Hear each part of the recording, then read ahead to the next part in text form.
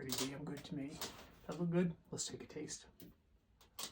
We have 1 bag of sugar-free chocolate chips, 30 seconds at a time until fully melted. 1 cup powdered peanut butter.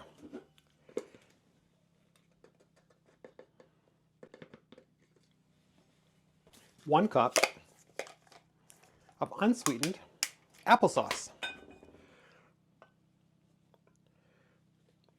And mix. Now add a 2nd cup of powdered peanut butter. Just a dash of vanilla. About 1/4 cup of sugar-free powdered sugar. Until you have a soft dough. Roll into small balls on a parchment-lined baking sheet.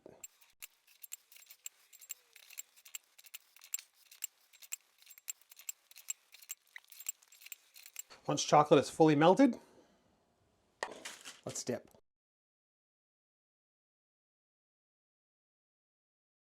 If peanut butter cups are one of your guilty pleasures, you better give me a follow.